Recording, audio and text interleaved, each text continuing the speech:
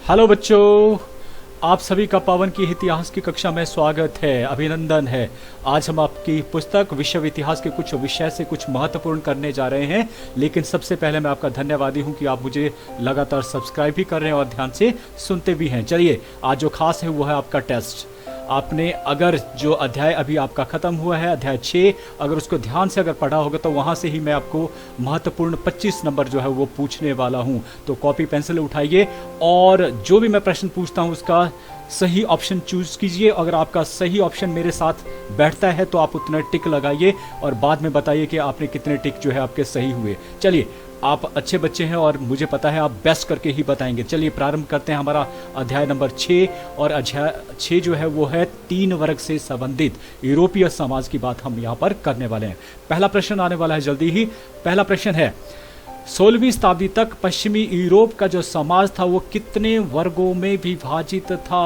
Options रहेंगी 3, 4, 5 या 6। सही उत्तर है 3 वर्गों में विभाजित था। और ये वर्ग क्या थे ये आप आज जानते हैं। कुलीन वर्ग था, मध्यम वर्ग था और किसान वर्ग था। कुलीन वर्ग से पादरी वर्ग था, फिर कुलीन वर्ग था और फिर आता है किसान वर्ग। क्लियर? ठीक है, तो 3 जो है सही आंसर है। फिर बात कर लेते हैं दूसरा क्वेश्चन। कुलीन वर्ग में शामिल थे, यस, कुलीन में जो दूसरा वर्ग था उसमें कौन कौन लोग शामिल थे? ऑप्शन रहेगी लोक प्रशासन के अधिकारी, चर्च के उच्च अधिकारी, सेना के उच्च पदों पर नियुक्त अधिकारी या यह सभी। सही उत्तर है यह सभी। सभी के सभी किस में आते थे? कुलीन वर्ग में ही आते थे। तीसरा प्रश्न है, सबसे दयनीय स्थिति 3 वर्गों में से किसकी थी? यस, ऑप्शन रहेंगी पादरी वर्ग की, कुलीन वर्ग की या किसान वर्ग की। 3 वर्ग बताए थे ना, तो इनमें या सभी की ही स्थिति जो दयनीय थी। सही उत्तर रहेगा किसान वर्ग की। अब चौथा प्रश्न है वो है, यूरोपीय समाज की कुल जनसंख्या का कितना प्रतिशत भाग किसानों का था? जो तीसरा वर्ग था वो कितना प्रतिशत जो है जनसंख्या में उनका भाग था? देखिए, 25 से 50%, 50 से 75, 85 से 90 या 90 से 95%। सही उत्तर है 85 से 90% जो थे वो किसान थे। और किसान में भी 2 तरह के वर्ग थे, एक स्वतंत्र किसान था और एक जो है कृषक दास था, तो उसकी संख्या सबसे ज्यादा थी। तो 85 से 90% लोग जो है इसी वर्ग से संबंधित थे और इसी वर्ग की दशा बहुत दयनीय थी, खराब थी। फिर बात करते हैं 5वां। कृषक दास राजा को कौन सा कर जो है देते थे? राजा को एक प्रकार का कर देते थे जो जमीन उनको मिलती थी उसके बदले में। देखिए, वो था टैली, खिराज, जजिया या इनमें से कोई नहीं। सही उत्तर है टैली नामक कर। याद रखना बड़ा इंपॉर्टेंट है, टैली नामक कर वो देते थे। छठा प्रश्न, 14वीं शताब्दी तक यूरोप के किन देशों में सामंतवाद का प्रभाव फैल चुका था? सामंतवाद व्यवस्था, जहां पर बड़ी बड़ी जागीरें एक ही व्यक्ति के हाथ में होती, उसे कहा जाता है सामंतवादी व्यवस्था। तो सही ऑप्शन आपने ढूंढनी है, फ्रांस, जर्मनी, इंग्लैंड या यह सभी। 14वीं शताब्दी में सामंतवाद का जो प्रभाव था वो इन सभी देशों में, इसके अलावा इटली भी देश था जहां पर यह व्यवस्था स्थापित थी। याद रखना, फ्रांस, जर्मनी, इंग्लैंड और इटली में यह व्यवस्था स्थापित थी। फिर 7वां है फ्यूडलिज्म। सामंतवाद जो है वो फ्यूडलिज्म से आया है। अंग्रेजी भाषा शब्द में बोलते हैं फ्यूडलिज्म, लेकिन ये जर्मनी भाषा का एक शब्द था जिससे ये आया था। वो कौन सा था? फीड या फ्यूड या फूड या फिर फिड। सही उत्तर है फ्यूड, जिसका मतलब होता है एक भूमि का एक टुकड़ा या जागीर से। यस। फिर बात करते हैं 8वां प्रश्न और आता है कि 14वीं शताब्दी में फ्रांस किस साम्राज्य का महत्वपूर्ण प्रांत था? याद रखना, 14वीं शताब्दी में फ्रांस कोई अलग स्वतंत्र देश नहीं था, बल्कि एक साम्राज्य के अधीन एक छोटा सा राज्य या प्रांत था। यश ऑप्शन रहेंगे इस्लामी साम्राज्य का, मंगोल साम्राज्य का या रोमन साम्राज्य का। इनमें से कोई नहीं। सही उत्तर है रोमन साम्राज्य का एक प्रांत हुआ करता था फ्रांस, जिसे गॉल भी कहा जाता था।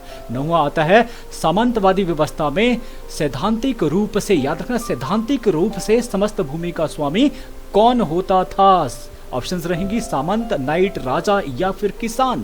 सही उत्तर है राजा। सैद्धांतिक तौर पर जो है वो राजा जो समस्त भूमि का स्वामी होता है, लेकिन सही मायने में बात करें तो वो सामंत होते थे जो उनके सही तौर पर स्वामी होते थे। हम इस तरह से एग्जाम्पल में दे सकता हूं कि भारतवर्ष का सैद्धांतिक रूप से अगर बड़ा पद कहे जाए तो राष्ट्रपति है, लेकिन शक्तियों के आधार पर कहे जाए तो वो कौन है? प्रधानमंत्री। क्लियर है? इसी तरह से यहां भी व्यवस्था स्थापित। अब बात है 10वां क्वेश्चन, सामंत को और किस नाम से पुकारा जाता था? यह सामंत को और क्या नाम से? लॉर्ड, गॉड, नाइट या इनमें से कोई नहीं, सही उत्तर है लॉर्ड। याद रखना, उन्हें लॉर्ड कहा जाता था। और लॉर्ड से क्या अभिप्राय था? सही ऑप्शन ढूंढनी है। रोटी देने वाला, भगवान, धार्मिक शिक्षा देने वाला, यह सभी सही उत्तर है रोटी देने वाला, क्योंकि इसी से भूमि प्राप्त होती थी किसानों से, वहीं से उनको रोटी मिलती थी। इस प्रकार से रोटी देने वाले को क्या कहा जाता था? लॉर्ड कहा जाता था। यस, अब लॉर्ड की, तो लॉर्ड का जो क्षेत्र था आवास, याद होगा यहां पर आवास क्षेत्र जहां पर ठहरता था, उस जगह को क्या नाम से पुकारा जाता था? फिफ, मेनर, मेनार या टैली? टैली आपने पढ़ लिया ना, तो अब इनमें से 3 ऑप्शन रहते, तो सही उत्तर है मेनर कहा जाता है। ये ऊंचा भाग होता था जहां पर उसका आवास, जो महल होता था वो होता, उसके खेत होते थे, उसका बगीचा होता था, या वो सभी सुविधाएं जो वहां पर होती थी, इन सभी को कहा जाता था मेनर। इन सबको मिलकर मेनर कहा जाता था।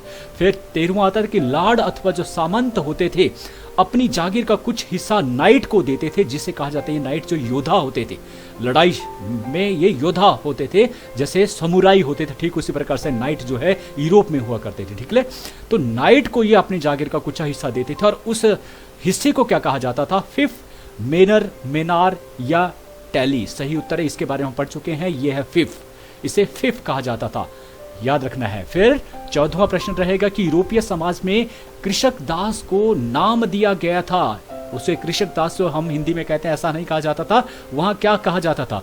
सरफ या सिर्फ या शार्प या नाइट या इनमें से कोई नहीं? नाइट के बारे में पढ़ चुके, 2 ऑप्शन रह जाती हैं, सही उत्तर है सरफ कहा जाता था, याद रखना, कृषक दास को। और इनकी स्थिति बहुत बदतर हुआ करती थी, गुलामों की तरह। 15वां आता है सामंत प्रथा का गुण था, क्या गुण था? देखिए, कुशल प्रशासक या सूर्य वीरता का, सूरवीरता हो गया पे, सूरवीरता को प्रोत्साहन देना या कानून व्यवस्था की स्थापना? यह सभी बिल्कुल सही उत्तर है, यह सभी, क्योंकि सामंतवादी व्यवस्था तब शुरू हुई थी जब राजा अपने आप में शक्तिशाली नहीं थे, तो जितने भी प्रांत थे वहां पर जो प्रशासन था वो अस्त व्यस्त हो गया था। इसलिए जो है अब राजा ने क्या किया, इस भूमि को जो है डिवाइड कर दिया और वहां पर एक बड़ा अधिकारी रखा जिसे कहा गया सामंत, और उसे वो मालिक बना दिया गया पूरी तरह से, और इस प्रकार से वो अपनी सामंत या अपनी जागीर में जो है वो राजा की तरह कार्य करता था। उसने क्या क्या किया, वहां पर कुशल प्रशासन भी चलाया और सूरवीरता को, जैसे नाइट आदि लोगों को जो है प्रोत्साहन दिया। ये उनके ही मालिक हुआ करते हैं, इनके नौकर हुआ करते थे एक तरह से, और कानून व्यवस्था वहां पर स्थापित की। जिस प्रकार से अगर डिस्ट्रिक्ट वाइज जो है एक कलेक्टर होता है जो वहां पर कानून व्यवस्था बनाता है, डिप्टी कमिश्नर, ठीक उसी प्रकार से सामंत भी अपनी जगह के ऊपर जो जागीर होती थी वहां पर कानून व्यवस्था स्थापित करते। तो ये तीनों ही सही उत्तर है, तो यह सभी। फिर 15वां 16वां आता है, वह है सामंत प्रथा की हानियां। यह समझना बड़ा जरूरी है, कमजोर शासक, किसानों का शोषण या युद्धों को प्रोत्साहन? इसका सही उत्तर है यह सभी, ये सभी की सभी हानियां थी। कमजोर शासक, शासक ना मात्र का शासक था राजा, बल्कि सामंत असली माने में अपने जागीर के शासक हुआ करते थे। उन्हें सिक्के चलाने का अधिकार है, सेना रखने का अधिकार है, वो सबसे बड़ा न्याय अधिकारी होता था, तो इस प्रकार से कमजोर शासक हुआ। दूसरा, किसानों का शोषण, जितना मर्जी वो उसका शोषण कर सकता था, स्वतंत्र था, राजा को कोई इसके ऊपर लगाम नहीं थी। युद्धों को प्रोत्साहन, ये जो जागीरदार थे, सामंत थे, एक दूसरे की जागीर को, हिस्से को हासिल करने के लिए लड़ाइयां लड़ते रहते थे, तो इस प्रकार से ये सारी चीजें जो है इसकी हानियां थी। क्लियर होगा, मैंने समझा दिया आपको कि सामंत क्या थे। अब बात कर लेते हैं 17वें क्वेश्चन की। इंग्लैंड में सामंतवाद का पतन हुआ। यस, पतन भी होता, हर चीज जो ऊपर जाती हो नीचे भी आती है। पतन हुआ इंग्लैंड में, और इंग्लैंड वो देश था सबसे पहले जहां पर पहले जो है सबसे पहले जो सामंतवाद का पतन हुआ था। तो सही उत्तर क्या है? 1485 ईस्वी, याद रखना है। फिर अब बात कर लेते हैं अगले प्रश्न की, वो है 18वां, रूस में सामंतवादी प्रथा का अंत हुआ। यस, इनमें से 1917, देखिए ये 1917 जो है क्रांति हुई, जार का उस समय शासन हुआ करता था, तो 1917 ईस्वी में जो है वहां बदल दिया गया जार के शासन को, इस प्रकार से जो सामंतवाद व्यवस्था थी वो खत्म कर दी गई। फिर आता 19वां प्रश्न, 11वीं से 13वीं शताब्दी के मध्य यूरोप के ईसाइयों और एशिया के मुसलमानों के बीच में किसी एक जगह को लेकर जो है वो युद्ध लड़े गए थे। याद रखना, युद्ध लड़े गए थे 1347 से लेकर 1350 ईस्वी के बीच में, और उन्हें कहा गया था धर्म युद्ध। अब ये जो धर्म युद्ध लड़े गए थे किस जगह के लिए लड़े गए थे आपको बताना है, और आज भी ये लड़े जा रहे हैं। और ऑप्शंस रहेंगी जेरूसलम, बगदाद, अमृतसर या काबुल। सही उत्तर है जेरूसलम, याद रखना जेरूसलम।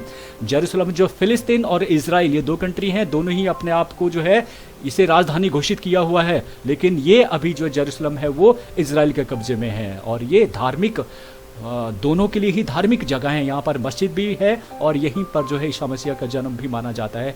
तो इस सॉरी यहूदियों से संबंधित भी ये इम्पोर्टेंट है। तो इस प्रकार से ये और जिसकी बात मैंने अभी करी, ईसा मसीह का जन्म भी यहीं पर माना जाता है। तो इस प्रकार से ये इम्पोर्टेंट है ईसाइयों के लिए भी और मुसलमानों के लिए। फिर बात करते हैं 20वां, ईसाइयों के सबसे बड़े धर्म गुरु को क्या नाम से पुकारा जाता है? ऑप्शन है फादर, पोप, नाइट या सामंत। सही उत्तर है पोप कहा जाता है, याद रखना पोप कहा जाता है। और 1347 से लेकर 1550 ईस्वी में जो धर्म युद्ध लड़े गए थे भयानक, उस समय क्या हुआ, उसमें ब्योबॉनिक जो प्लेग था वो फैला था और बहुत सारे लोग यूरोप में जो हो वो मारे गए थे। लगभग 5% जो हिस्सा था वो मर चुके थे लोग, जो जैसे कि आजकल भी एक जो है वो वायरस आया कोविड-19, तो वैसा ही वहाँ पर प्लेग फैला था। ठीक है, वो किस नाम से जो है पुकारा जाता था? पीली मौत के कारण, पीली मौत, काली मौत, लाल मौत या नीली मौत? सही उत्तर है काली मौत के नाम से जो इसको पुकारा जाता। फिर बात कर लेते हैं क्वेश्चन नंबर 22वां, अब खत्म होने वाला है जल्दी ही। 15वीं शताब्दी में यूरोप में कौन से नए शहर अस्तित्व में आए थे? याद रखना 15वीं शताब्दी में राजा कमजोर होता गया और इस प्रकार से अब राजा भी नहीं, एक रोमन साम्राज्य पूरी तरह से ध्वस्त हो चुका था और नए साम्राज्य स्थापित हो रहे थे। जो सामंत थे वो खत्म हो गए थे। किसके कारण? वो हुआ था धर्म युद्धों के कारण और इस प्रकार से अब नए राज्य अस्तित्व में आए थे। सॉरी, यहाँ बात करें राज्यों की बात नहीं करें, नए शहर अस्तित्व में आए थे। ये शहरों के नाम आपने बताने हैं।